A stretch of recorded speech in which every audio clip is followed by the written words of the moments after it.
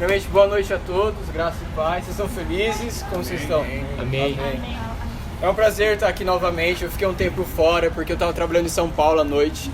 E de verdade é um privilégio para quem está acostumado a vir sempre no Avivalista. Acontece um imprevisto, você fica um tempo sem vir no Aviva. Você sente muita falta disso. Então, se você tem a oportunidade de estar aqui no movimento, por favor, venham. É muito bom estar aqui. Bem, a princípio o que eu tenho que dizer para vocês é isso, então é um prazer novamente. Quem está com Bíblia no celular ou Bíblia aí de papel, abre em Jeremias, capítulo 2.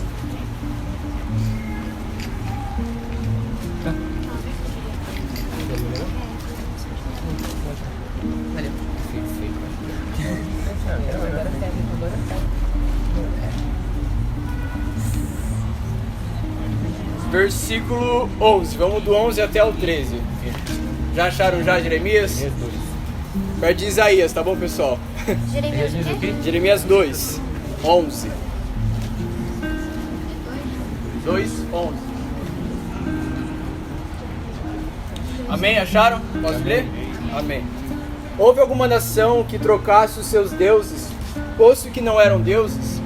Todavia o meu povo trocou a sua glória por aquilo que é de nenhum proveito. Espantai-vos disto, ó céus, e horrorizai-vos, ficais estupefatos. Tem algumas pessoas que são um pouco diferentes. Diz o Senhor, porque dois males cometeu o meu povo. O 13 é o principal, é o versículo chave. Porque dois males cometeu o meu povo. A mim me deixaram um manancial de águas vivas, algumas versões, fonte de águas vivas. E cavaram cisternas rotas ou cisternas rachadas, depende da sua versão, que não retém as águas. Amém? Bem, antes, geralmente quando eu prego, eu gosto de fazer isso aqui. Eu vou explicar um pouco o contexto histórico, o porquê chegou até aqui, quem foi Jeremias e tudo mais. Vou começar primeiro explicando quem foi Jeremias. Jeremias, ele foi um profeta.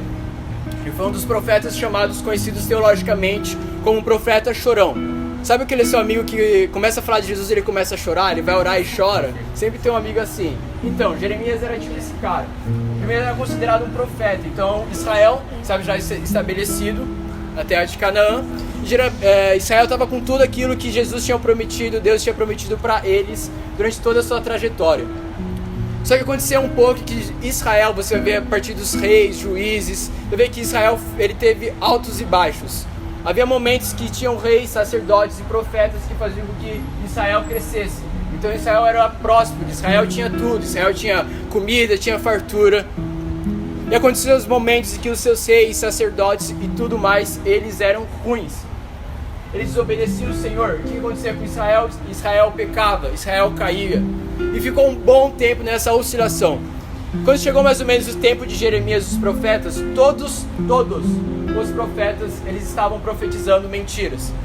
Então ele chegava e falava assim: eu profetizo que aqui vai ter bênção. Aí todo Israel, vai ter bênção. Mas na verdade Deus não estava dizendo que ia ter bênção. Eles estavam falando isso porque tinham coisas no coração dele que diziam: vai ter bênção.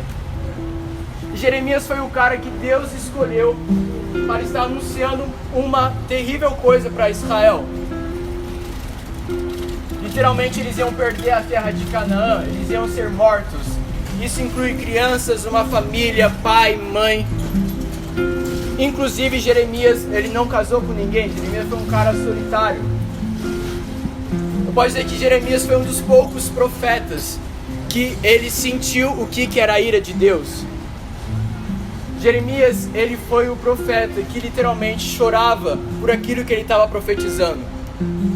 Por isso em Jeremias, ele vai dizer uma hora assim: eu sou como um bêbado vencido pelo vinho, pelas palavras do Senhor. Outra versão ele fala: eu estou totalmente dominado pelos lábios do Senhor, porque ele não queria profetizar o que ele estava falando. Ele fala que ele sentia dor no seu coração, porque ele estava profetizando desgraça sobre Israel. Então todo Israel estava em pecado. Israel hoje somos nós, amém? Vocês entendem isso? Amém? Imagine todo Israel e todos em pecado. Não tinha ninguém em Israel que se salvasse. Jeremias estava lá, o único profeta, pregando ao contrário. Então, quando todos os profetas estavam falando para vocês estão em pecado, mas olha, Jesus vai trazer bênçãos sobre a gente, Jesus vai trazer amor, Jeremias era o cara que chegava, começava a chorar e falar: não, galera, Jesus vai trazer ira sobre a gente se vocês não mudarem. Jeremias foi um cara que chorava para falar aquilo que Deus estava querendo dizer para ele. Inclusive, devido à lei, Jeremias foi um profeta que ele foi torturado, foi espancado, quase morreu por outros profetas. Ele foi o cara que chegou na frente de profeta e falou: meu, o que você está dizendo é mentira, não pregue mentira para esse povo. Deus usou muito a vida de Jeremias, de uma maneira muito grande. Muitos aqui querem ser usados, amém? Mas quantos estão dispostos a sofrer o que Jeremias sofreu? Quantas vezes um amigo seu estava errado, ele estava por um caminho errado, e você não fez nada em relação a isso?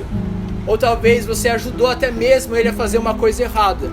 Jeremias era o tipo de amigo que ia apontar para você e falar: meu parça, você está errado. Jesus procura pessoas que sejam como Jeremias, que enquanto existe pessoas pregando meias verdades, sofismo ou mentiras, sempre busque pessoas que vão estar pregando a verdade, amém? Vocês estão entendendo?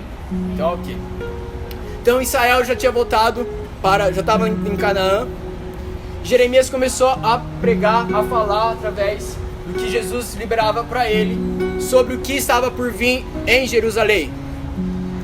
Jerusalém estava totalmente em pecado, Canaã estava totalmente em pecado. Então o que eles estavam fazendo em pecado? Eles literalmente estavam fazendo as coisas imparciais. Então Deus chegava para eles e falava: você tem que sacrificar um cordeiro. Esse cordeiro não pode ter defeito, ele tem que ser perfeito. Os sacerdotes estavam sim sacrificando um cordeiro, mas eles estavam sacrificando um cordeiro imperfeito. Os profetas estavam falando de Jesus, os sacerdotes estavam falando de Jesus, de Deus, mas adivinha, eles estavam mentindo também. O mais interessante de tudo isso aqui que eu estou querendo dizer é que Deus sentiu essa ira e derramou sobre Jeremias. Jeremias falava isso para as pessoas. Mas tinham duas coisas principais que fizeram com que Israel se desviasse do Senhor. E aqui eu quero deixar um alerta para você no dia de hoje. Existem duas coisas que você não pode fazer para se desviar dos caminhos do Senhor. Porque Israel estava vivendo uma vida com uma intensidade totalmente descontrolada. Existem muitas pessoas aqui, até porque eu tinha outras pregações que eu falei: nossa, isso aqui eu quero pregar no Aviva. Mas quando eu achei essa pregação, eu senti que Deus estava querendo me dizer: existem pessoas que vão e estão aqui neste momento, que elas estão vivendo uma vida que ora tá bem, ora tá mal, ora tá bem, ora tá mal. Uma hora você está gritando santidade, uma hora você está gritando: sim, Jesus, eu te amo, Jesus é amor. Mas outra hora você está querendo totalmente largar Jesus, você está nem pensando em Jesus. Eu sei que tem pessoas aqui e essa pregação vai servir para você como um alerta. O primeiro ponto que eu quero falar com vocês, ou fonte de vida, ou manancial de vida. Todos vocês entendem que Jesus Cristo é a fonte de vida, amém? Vocês estão aqui, amém? Então é o seguinte, Jesus é essa fonte de vida, Jesus é essa água que nós precisamos beber todos os momentos.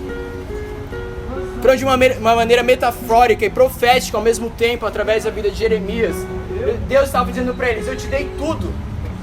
Eu te dei tudo que vocês precisavam, vocês não precisam, vocês não têm sede, porque vocês têm a mim. Eu te dei a glória, eu te dei meu amor, eu te dei meu abraço. Mas por que vocês ainda não estão comigo? Foca aqui, pessoal, foca aqui, foca aqui. Jesus é essa água. Essa aqui não vai ser uma pregação muito longa, mas eu quero dizer para você que está vivendo uma vida de imparcial. Uma hora está bem com Deus, outra hora não está bem com Deus. Você quer estar firme com Deus, largar totalmente os pecados? Presta atenção, Jesus quer pessoas que sejam santas, santificadas. A definição de Deus é amor, sim, mas o maior atributo de Deus é a sua santidade. Uma vez eu aprendi com meu pai, que está ali, com a cabelo vermelha, numa pregação dele, ele falou assim: sabe por que os anjos estão no céu, em Isaías 6, e eles não dizem para Deus: amor, amor, amor, toda a terra está cheia da sua glória? Mas os anjos olham para Jesus e falam: santo, santo, santo, Porque o maior atributo, a maior beleza de Deus, quando você canta que Jesus é lindo, é porque você está dizendo, Jesus, o Senhor é o único Deus santo. O que Jesus procura é pessoas que sejam santas. Então não basta somente você amar o seu próximo se você não é santo. Porque o amor de Jesus foi o único, presta atenção, foi o único amor que foi santo e é santo. E Jesus é essa fonte. Jesus é essa fonte de vida que nos tira totalmente essa sede. E vai ver diversos momentos que Jesus vivia, se você tem sede, vem a mim e beba. Infelizmente, muitas pessoas que têm em algumas áreas da vida em específico, aqui, que você só bebe algumas vezes dessa fonte. Deixa eu te dizer uma coisa, essa fonte, ela é eterna, não passageira. Presta atenção, Jesus não busca pessoas passageiras. Jesus não busca um Israel passageiro. Jesus busca um Israel eterno. Amém. Jesus busca pessoas que estão dispostas a beber mais dele, a se alimentar mais dele. Deixa eu dizer uma coisa. Para quem está caminhando faz tempo no Evangelho e tem buscado viver uma vida de santidade com Deus, vai entender de uma coisa. Essa fonte nunca acaba. Nunca acaba.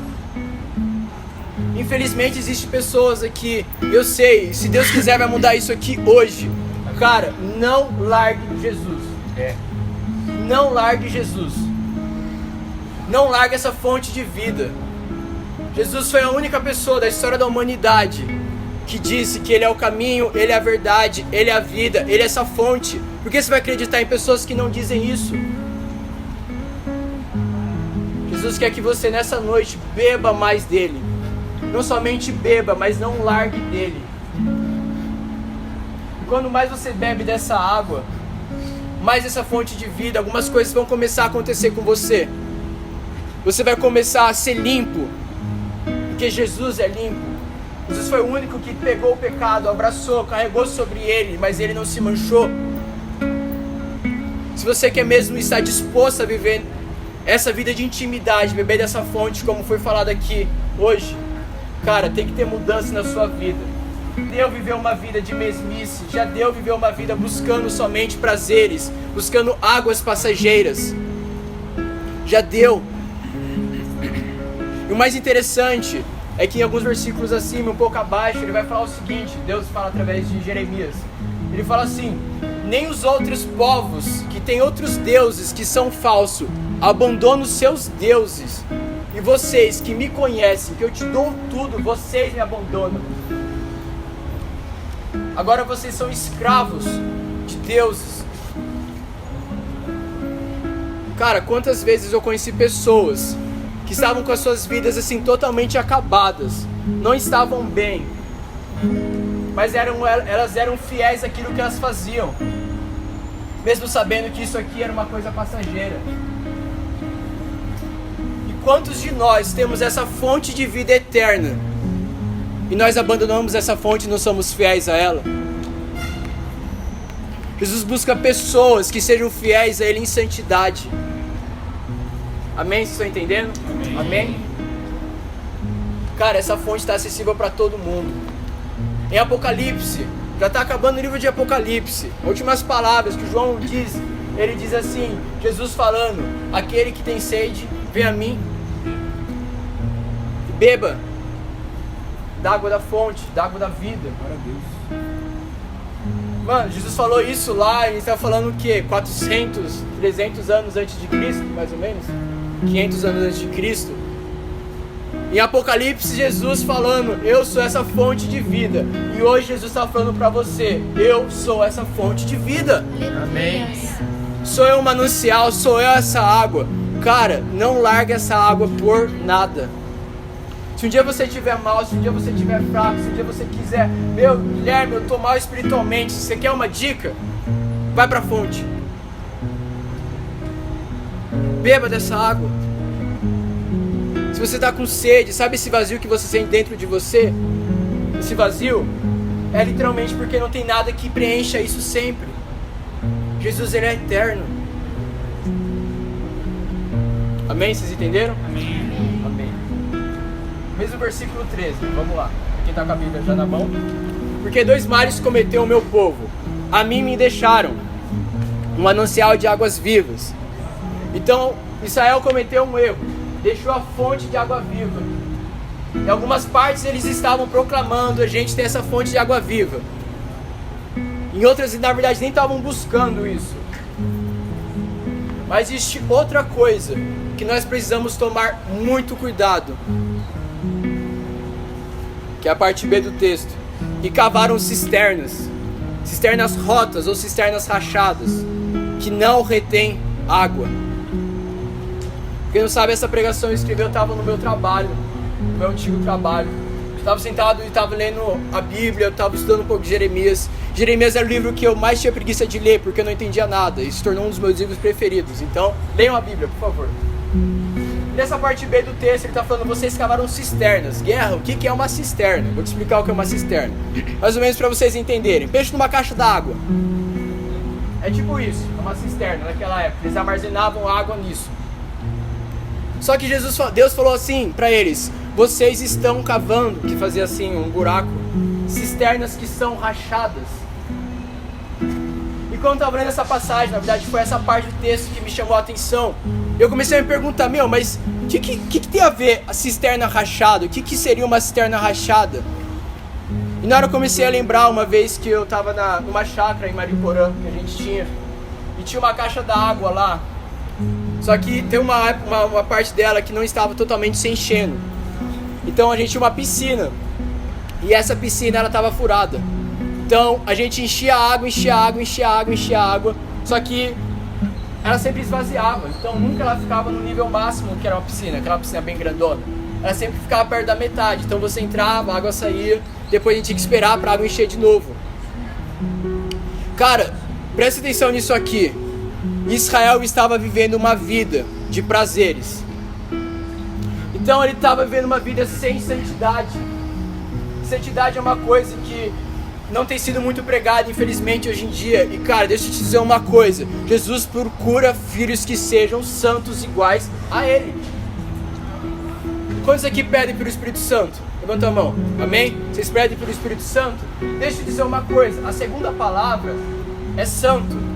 Em hebraico, você vai estudar mais a fundo, estava até conversando com o Gui, é Ruach HaKodesh. O mais certo pronunciar seria Espírito de Santidade.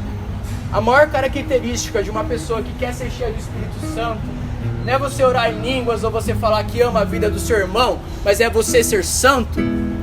Se você quer ser batizado no Espírito, meu amigo, deixa eu dizer uma coisa: começa a viver uma vida em santidade. Uma vida de santidade, a maior dica que eu posso te dar é: não viva uma vida de prazeres. Israel estava vivendo uma vida que eles pegavam suas cisternas e colocavam, enchiam águas, e essas águas nunca se saciavam. Quer dizer, as caixas, porque elas vazavam essa água. Agora imagine eu pegar a água aqui, com muito esforço, muita dedicação, e encher aqui. Quando eu vou voltar para pegar mais água e eu olho, não tem nada mais de água nessa caixa. Uma vida de prazeres é dessa maneira. Não importa quantas vezes você tente satisfazer os seus desejos, não importa quantas vezes você fala: eu não quero mais Jesus, eu não quero, eu vou vir lá pro mundão, Mano, eu conheço muitas pessoas mesmo, que foram, se afogaram e voltaram totalmente destruídas. Sabe por quê? Porque a cisterna do mundo, ela é rachada. O Nicolas uma vez contou isso aqui, há muito tempo atrás. Ele falou: cara, muitas vezes você chegava da balada totalmente bêbado, foi muito louco, foi show de bola, mas quando ele acordava no outro dia, ele tava com dor de cabeça. Literalmente, a cisterna, a caixa da água dele de prazeres tinha acabado. Eu conheci um amigo que, graças a Deus, hoje está com Jesus Cristo. Ele tem um testemunho lindo, ele usava droga, ele fumava maconha. Eu lembro uma vez ele chegou, ele tinha depressão, então com a depressão ele usava drogas para tentar aliviar um pouco. E o mais interessante de tudo isso é que ele chegou uma vez para mim e disse assim: Guilherme, Guerra, quando ele estava prestes a voltar para Jesus, ele falou assim: cara, eu fumava maconha, eu usava droga, mas toda vez que eu acordava no outro dia, eu sentia um vazio tão enorme de mim, que eu percebi que a minha depressão só foi piorando. Meu, não importa quantas pessoas dizem pra você que as coisas lá fora são melhores, que as cisternas do mundo, os prazeres humanos são melhores. Deixa eu te dizer uma coisa, cara, não cabe cisternas que são rachadas. Não busque cisternas que são rachadas. Não busque isso em pessoas. Confie sim em pessoas que vivam uma vida de santidade. Confie sim em pessoas que têm bebido da fonte de água viva. Mas deixa eu dizer uma coisa principal, meu amigo. Não viva uma vida atrás de prazeres. A maior prova que você pode ter nisso é ler a Bíblia. Não teve uma pessoa que foi viver uma vida de prazeres e se deu bem. Sansão não se deu bem. Salomão começou muito bem, escreveu Provérbios, escreveu Eclesiastes, mas terminou mal. Adão, Eva, Caim. A gente tem muitas provas de que você viveu uma vida sem santidade, nessa oscilação que você está tendo. Ora você quer Jesus, ora você está aqui, Maranata, ora vem, mas quando vem você corre.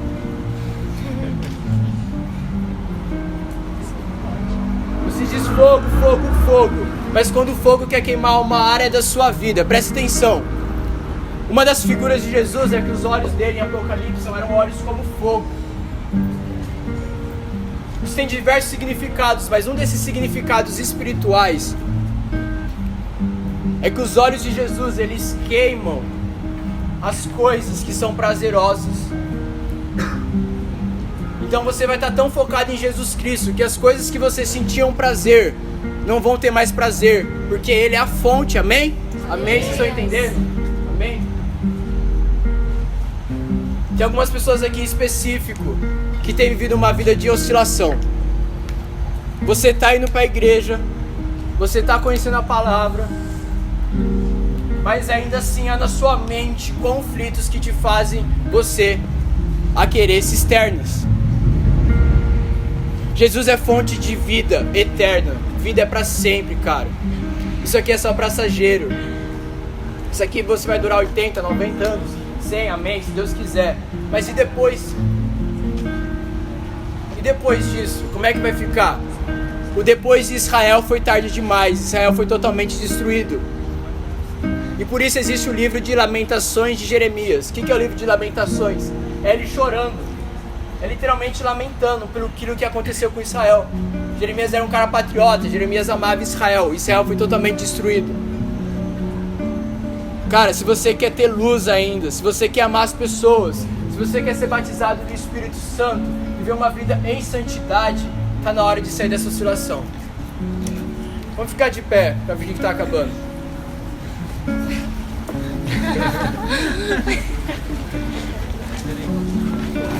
Esperar você levantar.